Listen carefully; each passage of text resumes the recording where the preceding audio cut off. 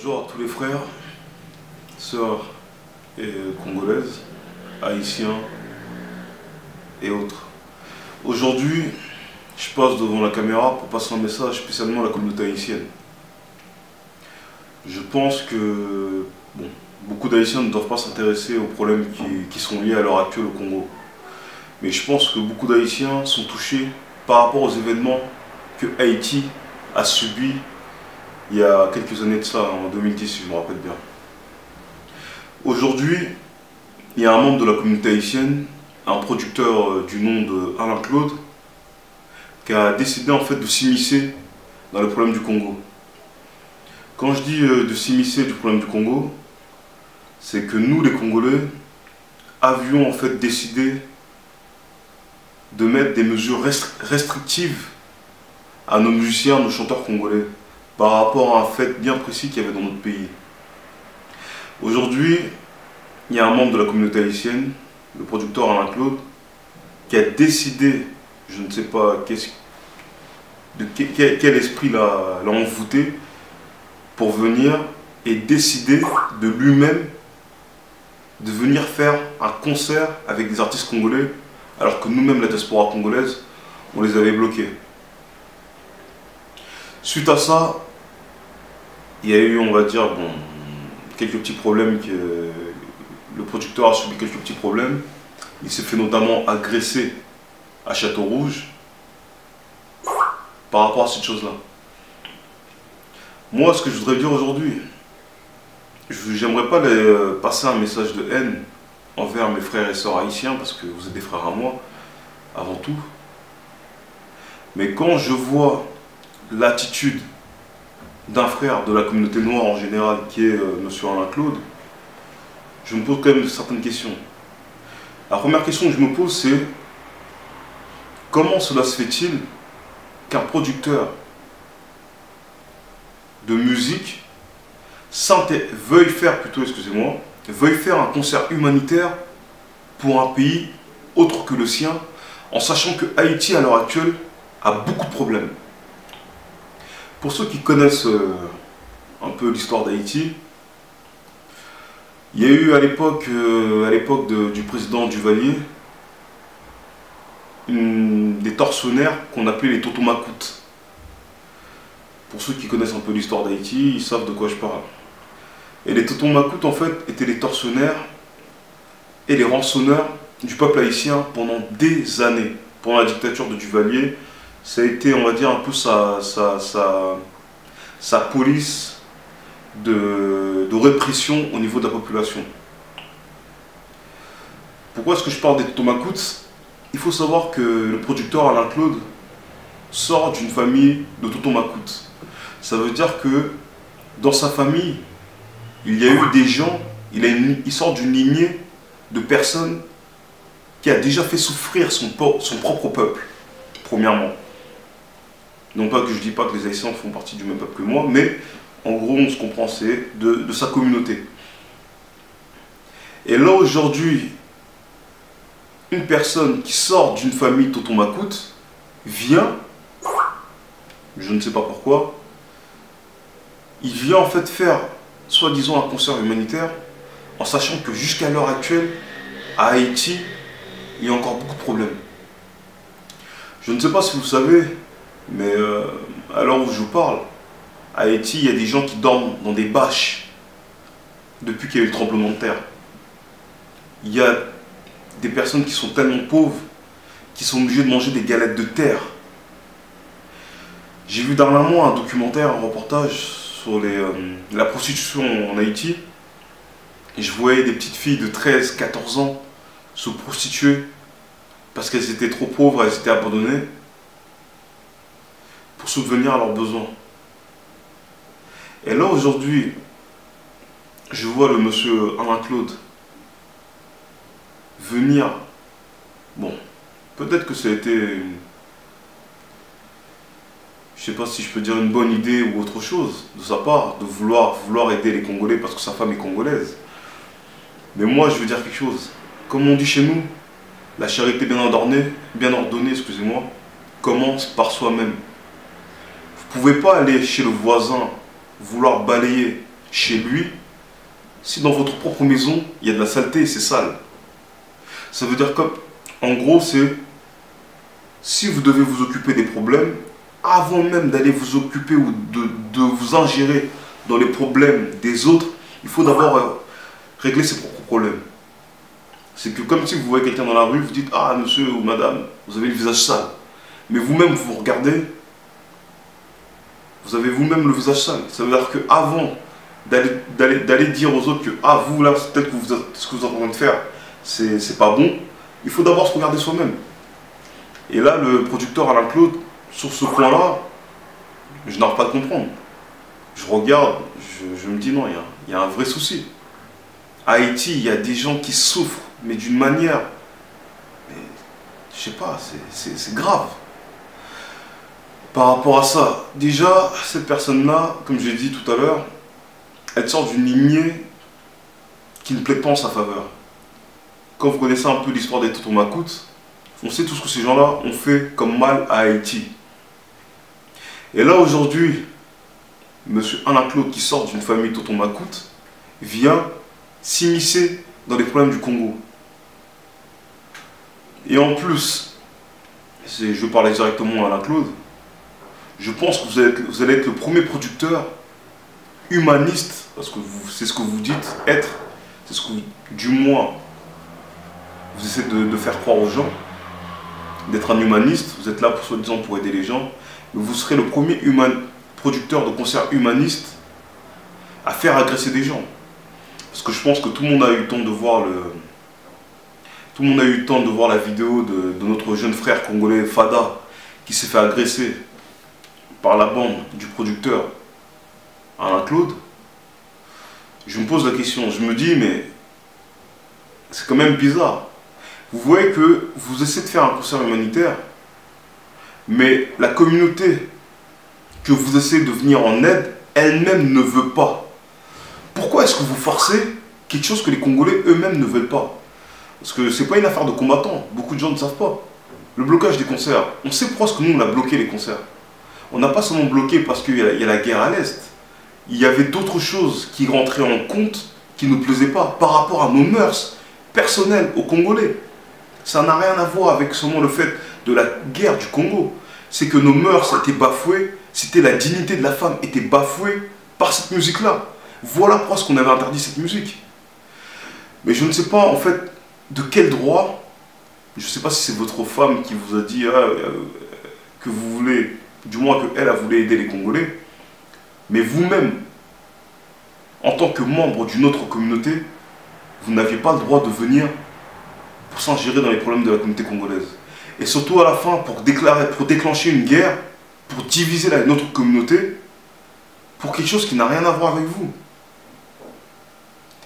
C'est pour ça qu'on disait, moi je pense que ce concert-là n'est pas un concert humanitaire.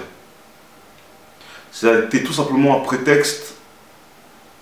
Je pense que vous connaissez un peu le dossier de la diaspora ou de la communauté congolaise à l'heure actuelle. Vous savez qu'en fait que la diaspora est divisée en deux clans. Il y a les gens qui sont pour que la musique revienne ici en Europe par rapport à leur mentalité. Il y a des gens qui sont progressistes, qui veulent que la communauté évolue. Voilà pourquoi on a interdit la musique. Parce que la musique nous faisait revenir en arrière. Parce qu'il y a beaucoup d'antivaleurs qui sont posées à l'heure actuelle dans notre communauté à cause de cette musique-là. Ça veut dire que pour faire quoi? Nous-mêmes savons pourquoi nous avons bloqué nos musiciens. Ça veut dire que si on aurait eu besoin d'une aide extérieure pour régler nos problèmes, je pense que nous-mêmes aurions fait appel à quelqu'un d'autre. Mais si on n'a pas fait appel à qui que ce soit, c'est par rapport à une raison bien précise.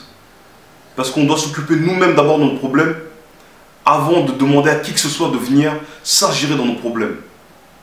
C'est comme là, à l'heure actuelle, à Haïti, il se passe beaucoup de choses. Moi, je suis quand même étonné par rapport à votre réaction de vouloir faire des concerts humanitaires, qu'à l'heure actuelle, il y a encore beaucoup de problèmes à Haïti. Tous les problèmes haïtiens ne sont pas réglés. Pourquoi est-ce que vous ne vous occupez pas, premièrement, des problèmes qu'il y a dans votre communauté? Parce qu'à l'heure actuelle, les problèmes sont quand même assez nombreux à Haïti. Entre les gens qui dorment dehors dans des bâches, entre les filles, des mineurs qui se prostituent pour survivre, et les gens qui n'ont pas assez de denrées alimentaires sont obligés de manger de la terre. Il y a déjà tous ces problèmes-là à régler. Pourquoi en fait directement venir simplement s'ingérer dans le problème du Congo? C'est qu'il y a des intentions, comme on dit, des intentions cachées derrière. Vous avez, comme on dit chez nous, un agenda caché. Je sais que vous essayez en fait de reprendre un business. Vous vous dites que les Congolais, comme ils sont en embrouille, comme il y a une division entre les Congolais, il y a une partie des Congolais qui veulent que les choses changent dans leur pays et d'autres qui veulent vivre la vie qu'ils ont toujours menée. Vous vous êtes dit, il y a un moyen de se faire de l'argent. Si nous on est les héros, on se fait passer pour des héros auprès de la communauté congolaise. On remet la musique, on pourra derrière rançonner les musiciens. Ce que vous faites là, le concert humanitaire, personnellement, je sais que c'est pas fait soi-disant pour aider les Congolais. C'est tout simplement, on va dire, une manière de rançonner les Congolais, les musiciens congolais. Ce que vous voulez faire, c'est que maintenant, si vous reprenez le business de la musique, derrière, chaque musicien qui voudra faire quelque chose sera obligé de passer par vous. S'il passe par vous, ça veut dire que vous leur mettrez les tarifs que vous voulez s'ils veulent faire des concerts. C'est pour ça que vous faites toutes vos intimidations. Tous les vendredis maintenant, vous passez à Château Rouge pour commencer à menacer les Congolais. Mais moi, je veux te dire quelque chose, Alain-Claude, parce que je vais tutoyer. Ce que tu es en train de faire, premièrement, tu es en train de t'attirer des ennuis à un niveau que tu n'imagines même pas. Et il faut savoir que dans cette chose-là où tu es rentré, il y a des Congolais qui sont passionnés par rapport à ce qu'ils font. Ça veut dire, si je dois pas me mâcher mes mots, mais ce que tu es en train de faire, c'est que tu es en train de risquer ta vie pour quelques euros.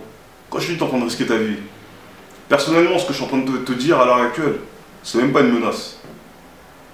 Parce que je sais qu'on est sur Internet, il y a sûrement la BRI qui nous regarde et qui nous écoute par rapport à toute cette affaire-là. On a trantisqué des orfèvres. Le message que j'aimerais te faire passer, Alain-Claude, c'est que si tu continues dans cette voie-là, personnellement, je pense que tu as de grandes chances de perdre ta vie. C'est pas moi qui te touchera. Je te le dis. C'est pas moi. Moi, les gens ici me connaissent sur Paris. Dans le milieu des combattants, tout le monde sait qui je suis. Rismo Congo. Tu demanderas, les gens savent qui je suis. Mais ce que je suis en train de te dire, c'est que si tu fais pas attention, il y a des Congolais qui sont tellement passionnés par rapport à ce qu'ils font, par rapport à la cause de leur pays. Si toi tu prends ça à la légère, tu prends ça comme un jeu, tu vas perdre ta vie, mais tu t'en rendras même pas compte. Il va t'arriver quelque chose que toi-même n'aurais même pas pu imaginer. C'est pour ça, moi personnellement, je vais demander à mes frères de la communauté haïtienne qui ont encore beaucoup de problèmes à régler, parce que je pense que les problèmes d'ordre structurel que Haïti a à l'heure actuelle sont un peu comme le Congo. C'est les mêmes problèmes, c'est les problèmes de même ordre de nature. Jusqu'à maintenant, Haïti est pauvre. Ça veut dire que,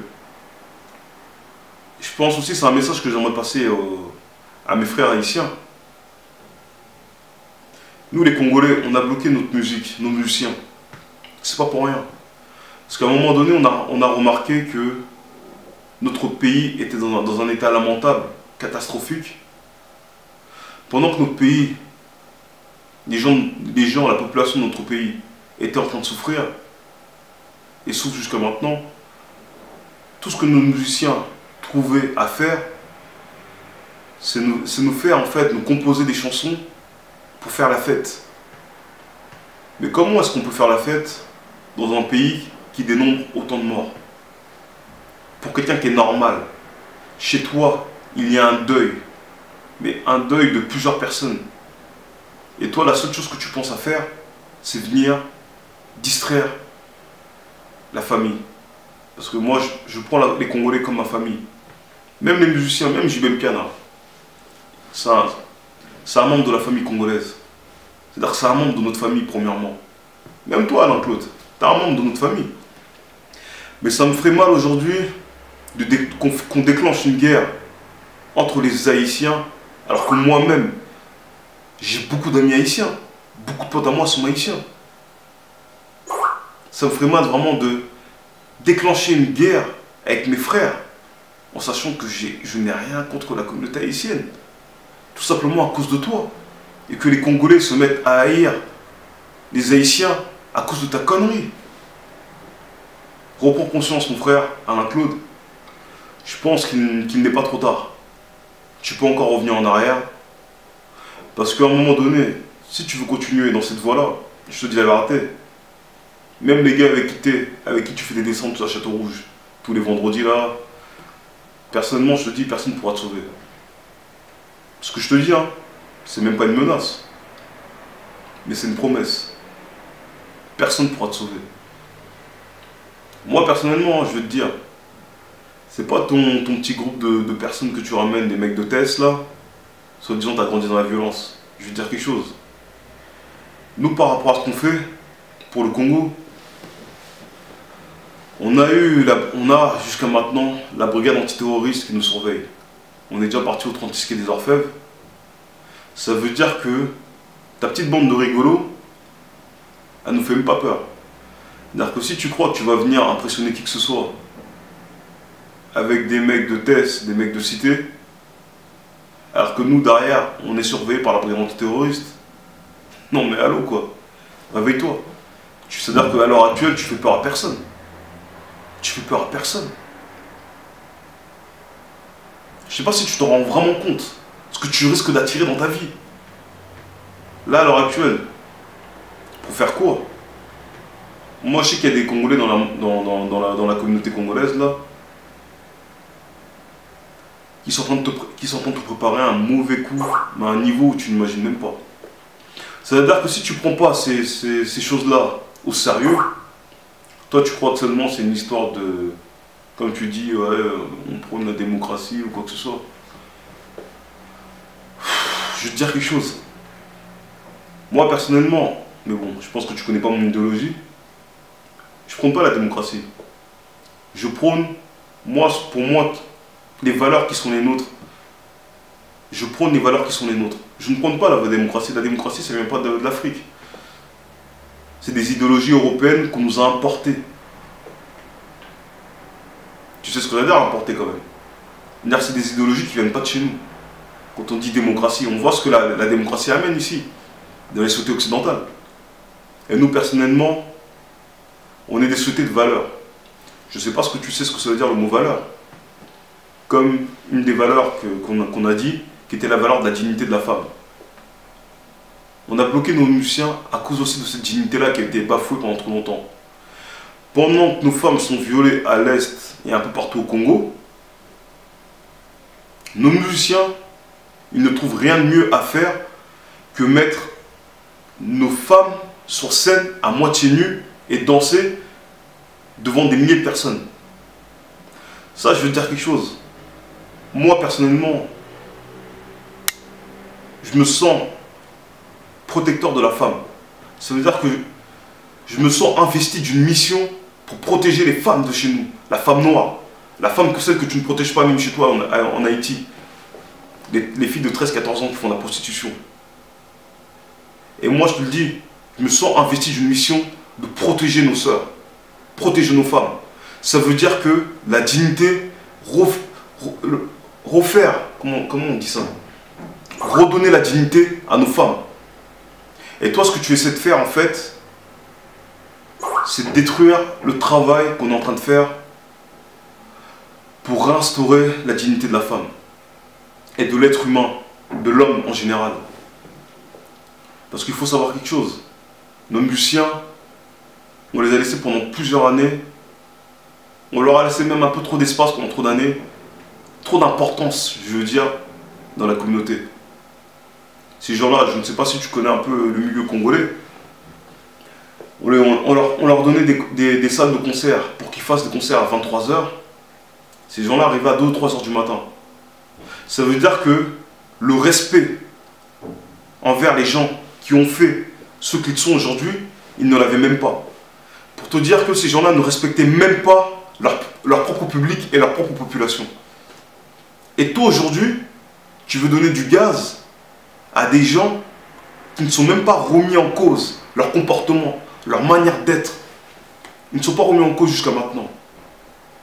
Et toi, la chose que tu veux faire, c'est quoi? C'est en fait, c'est ramener une chose qui a eu des effets très néfastes dans une communauté. Comme avant les musiciens, avant les concerts plutôt. Les gens, dès qu'il y avait un concert, ils s'empressaient d'aller à la Galerie Lafayette ou sur Paris, dans les magasins de luxe, pour voler des vêtements. Tu sais le nombre de Congolais qui sont retrouvés en prison à cause des concerts? Parce qu'ils voulaient être vus. Ah, moi il faut qu'on me voie lors du concert. Alors ils allaient quoi? Ils partaient à la Galerie Lafayette, ils volaient, ils se faisaient attraper, ils gâchaient leur vie. Des fois c'était des pères de famille qui avaient des enfants derrière. Pour dire à quel niveau la musique amenait les gens à faire n'importe quoi. Ou du moins le milieu de la musique. Et nous, si on a bloqué cette chose-là, c'est qu'on sait pourquoi on a fait ça. On ne le fait pas pour emmerder les Congolais, comme tu dis, ou le business ou quoi que ce soit. Comme on dit, je pense qu'on est plus à même de parler des problèmes de notre communauté qu'une autre communauté, que la nôtre. Et toi, en voulant t'ingérer dans ces problèmes-là, tu vas t'attirer la foudre de nos ancêtres. Parce que ce travail-là aussi, c'est un travail qu'on est en train de faire. On est en train de le faire aussi pour redonner la dignité à nos ancêtres. Celles aussi qu'ils ont déportées en Haïti. Parce que si tu ne sais pas, Haïti et le Congo, on a une histoire commune. Je ne sais pas si tu connais un peu l'histoire d'Haïti. Ceux qui ont amené la révolte. Ce qu'on appelle les événements du Poids Caïman. Tu sais ce que c'est? Tu sais que c'est des gens qui venaient du Congo. Qui ont été à l'origine de ces événements-là. Pour chasser les Français à l'époque de l'esclavage en Haïti. Et j'espère que moi tu connais ton histoire. Parce que c'est bien beau de venir faire des leçons de morale. Faire l'humaniste. Faire l'humaniste agresseur. Comme je te l'ai dit tout à l'heure, je pense que l'histoire se souviendra de toi comme étant le premier humaniste qui fait agresser des personnes. Tu viens soi-disant en aide, tu veux venir en aide à une population, mais derrière tu les agresses. Tu fais casser le bras des Congolais, tu leur casses le nez. Tu viens en bande organisée. Tu viens avec des mecs qui ont des couteaux, des fusils à pompe. T'es quel genre de producteur de concerts humanitaires, toi? Depuis que le monde est monde, je pense que t'es le premier à qui fait ça. Il fallait d'abord que tu trouves le moyen de venir parler avec les Congolais avant de faire ton concert humanitaire. Il fallait déjà parler avec la population congolaise, voir ce que eux ils veulent, ce que eux ils pensent, avant que toi tu viennes faire ta connerie. Parce que personne t'a mandaté, personne t'a rien demandé. Même si ta femme, elle est congolaise, elle t'a demandé ça, d'aucun droit tu ne pouvais venir imposer ça aux Congolais. Faire un concert humanitaire. Imposer ton concert humanitaire sans leur volonté. En gros, moi le conseil que je pourrais te donner, c'est un conseil d'ami. Hein. Je te considère, pour te dire, je ne te considère même pas comme mon ennemi. Parce que je pense que là où tu es, tu ne dois pas être une personne très intelligente. Parce qu'une personne qui serait intelligente, comme on dit, elle aurait d'abord sondé le terrain, elle aurait essayé en fait de faire de la médiation. Tu aurais dû essayer de parler avec la communauté. Mais toi, tu es venu en fait comme un conquérant,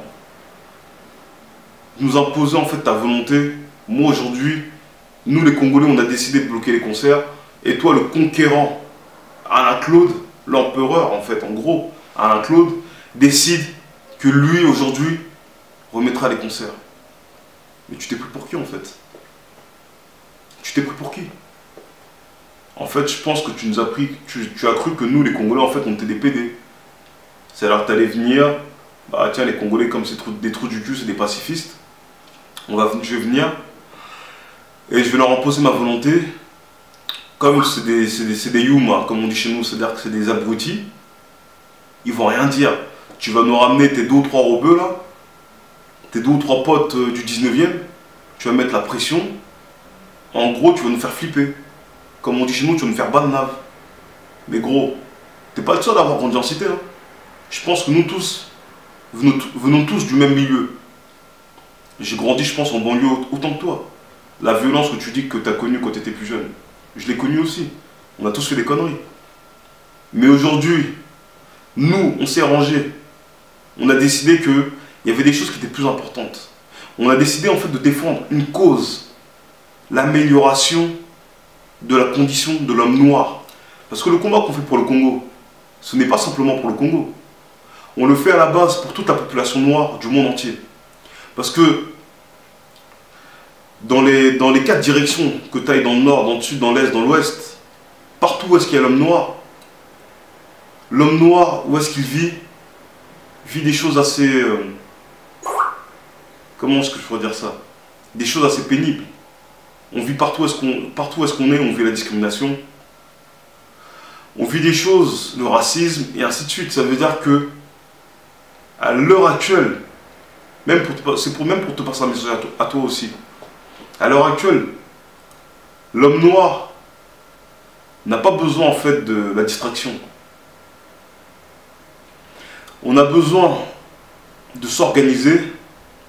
On a besoin que nos petits frères, nos petites sœurs aillent étudier pour la renaissance de l'homme noir, de l'Afrique.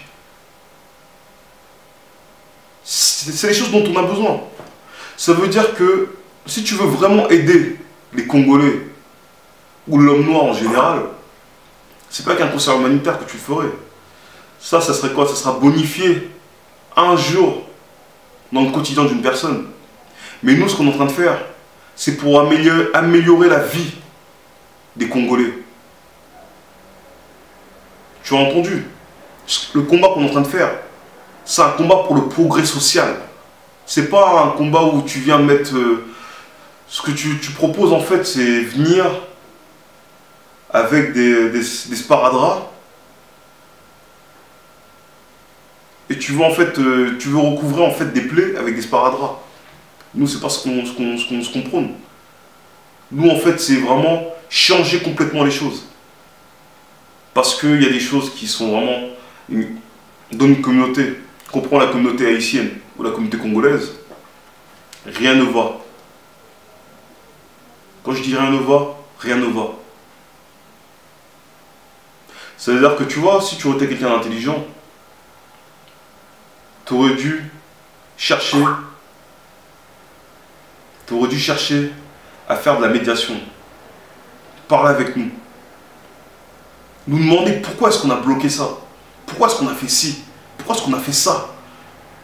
Tu nous aurais demandé, en tant que frère, sans venir avec de la provocation et de l'insubordination, comme tu l'as fait,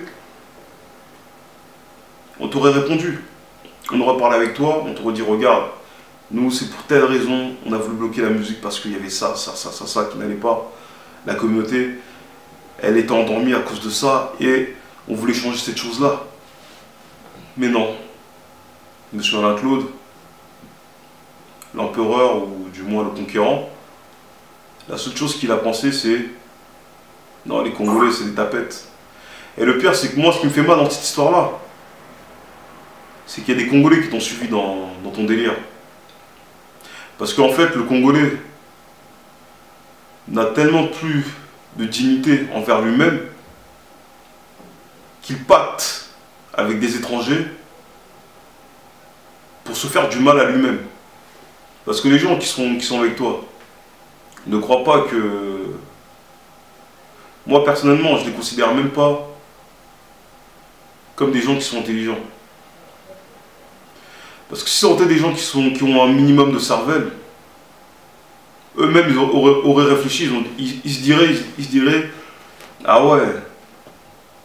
Là, il y a un Haïtien qui vient perturber le bon ordre des Congolais. Moi, je pourrais jamais m'opposer, du moins m'allier avec des membres d'une autre communauté pour s'attaquer à ma propre communauté. Je chercherai d'abord, premièrement, à parler avec ma communauté. Quelqu'un d'intelligent cherchera à faire ça. Mais comme ces gens-là n'ont que de la bière et la musique dans la tête, leur réaction ne m'étonne même pas. Tu as vu ton ami, ce que vous appelez les maîtres, mais moi je l'appelle les décimètres parce que je sais pas ce que ça veut dire maître. Personnellement, je sais pas ce que ça veut dire. Il s'est rétracté. Il vous a lâché. Maître Makumba là. L'agresseur de notre frère Fada. Il s'est rétracté. D'après toi, pourquoi il s'est rétracté? Parce qu'il sait très bien ce qui allait lui arriver. Ce qui est en train de lui arriver, lui-même ne peut pas l'assumer. Il ne peut pas assumer ça. Moi-même, personnellement, je me mets à sa place. Tu viens à l'encontre de ta communauté et tu viens taper un Congolais innocent qui n'a rien à voir, qui n'est même pas combattant, simplement parce que tu avais la rage, parce que tu t'es fait casser la gueule. Mais c'est que les soi-disant maîtres là, c'est ça qu'il faut qu'on arrête même de les appeler les maîtres. Ces gens-là, là, c'est des idiots. Tu es un idiot et tu es quelqu'un en fait en plus qui fait de la violence gratuite. Maître Makumba. Comment toi tu peux venir, soi-disant quelqu'un qui fait des sports de combat, tu viens agresser un mec qui fait 58 kilos tout mouillé? Mais attends, tu pèses 110 kilos, tu viens avec 15 personnes pour taper un mec de 58 kilos. Il faut venir voir les vrais bonhommes. Venez voir les vrais bonhommes. Toi là, Alain Claude là. Bah viens avec ton équipe. Tu viens me chercher. Viens. Mais les mecs, vous allez vous manger une rafale, vous n'allez pas comprendre. La vérité, hein. C'est pour ça, par rapport à tout ça, si vraiment on commence à penser à tout ce qu'on voudrait vous faire, Dieu m'en préserve. Je me bats pas pour me... Je suis pas devenu un militant politique pour que je me crée des guerres stupides avec les membres de ma communauté. Parce que même si tu es un Haïtien, tu fais partie d'un membre de ma communauté. Et comme je le dis, j'aimerais pas faire éclater une guerre entre les Congolais et les Haïtiens simplement pour ta gueule. Parce que je pense que tu n'en vaux pas la peine.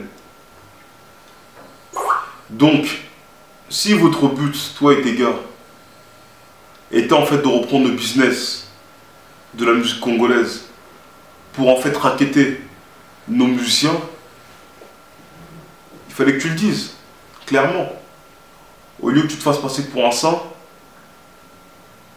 et par derrière, tu fais des choses pour moi qui sont quand même assez horribles. Parce que tu fais tout et son contraire.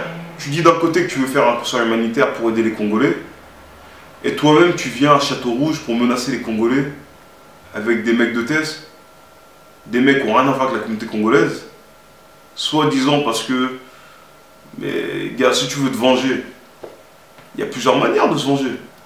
Tu vas voir les personnes qui étaient là ce jour-là. Moi personnellement, je n'étais pas à Château-Rouge le jour où tu t'es fait agresser. Mais sache que je te dis quelque chose. Tu as eu de la chance. Parce que si tu serais tombé sur notre équipe, ce jour-là à Château-Rouge, parce que moi je ne traîne pas à Château-Rouge, j'ai pas que ça à faire, passer mon temps à Château-Rouge. Tu serais tombé sur notre équipe. À l'heure actuelle, je pense que tu serais même pas en train de parler devant les caméras et t'exprimer un peu partout. Je pense que tu n'auras pas eu le temps, on t'aurait même pas laissé le temps de faire ça. Vraiment, je te le dis. Hein. Tu as eu de la chance d'être tombé sur nos vieux. Tu serais tombé sur nous. À l'heure actuelle, je pense que, comme tu étais à Château-Rouge, là, tu serais parti soit à la Salpêtrière ou tu serais autre part. Mais je pense que tu serais pas en train de faire des vidéos de gauche à droite. Donc, le message que je suis en train de passer, c'est pas un message de haine, mais c'est surtout, on va dire, un avertissement. Moi, personnellement, je te toucherai même pas. J'ai pas que ça à faire. Perdre mon temps à me battre avec je sais pas qui. J'ai pas que ça à faire. Mais derrière, si tu viens nous agresser, sache que nous, derrière aussi, on a du répondant. On n'est pas des PD. On a grandi en cité comme tout le monde. C'est-à-dire que si tu viens, tu veux faire le mec violent, bah ok, moi, adviendra ce qu'il adviendra. Ok? Bon, t'es encore mes frères. Et comme je dis, mon but c'est pas de passer un message de violence, mais un message de raison. Mon but c'est pas de passer un message de violence, mais de raison. Parce que j'aimerais pas que un Congolais meure par ta faute. Alors réfléchis bien à ce que tu fais. T'as encore une chance de sauver la donne. Ne fais pas le mec borné, ça ne servira à rien. J'espère que tu vas faire vraiment le mec intelligent et tu vas nous prouver quand même que tu as quand même de la ressource. Et que tu n'es pas aussi bête qu'on l'imagine. Pour vouloir s'attaquer à une communauté, parce que je pense que toi-même, tu t'attendais pas à ce que ta connerie prenne l'ampleur qu'elle a pris. Parce que ça a pris une grosse ampleur. Je sais pas si tu es au courant, mais moi je te dis la vérité. Hein. Le jour du concert du Zénith, attends-toi à voir le nombre de personnes que le Zénith peut accueillir, mais qui sera à l'extérieur pour bloquer ton concert. Et je te le dis, là à l'heure actuelle, il y a des gens qui font des plans sur toi. Pour de vrai. C'est pas un jeu. Je te le dis. Moi, la brigade antiterroriste, ils me connaissent déjà. On a le 36 qui est des orfèvres sur nous. Tu connais le 36. Je pense que tu sais si je remarque quel genre d'affaires ils traitent. On a une cellule spécialement sur nous, sur les Congolais. C'est-à-dire que toi, t'es encore un enfant. T'es encore un gamin. Ne viens pas en fait poser tes pieds quelque part où tu n'as pas pied. N'essaye pas, tu risquerais de regretter toute ta vie. Je pense que, comme on dit, un homme averti en vaut deux. Donc, sur ce, je te dis, j'espère que tu comprendras mon message, que tu écouteras, que tu reviendras à la raison. Si ce n'est pas le cas, ce que je t'ai fait, c'est pas des menaces. C'est simplement la réalité des choses qui risqueraient de t'arriver. Donc, je dis ciao à tout le monde et bonne continuation à vous.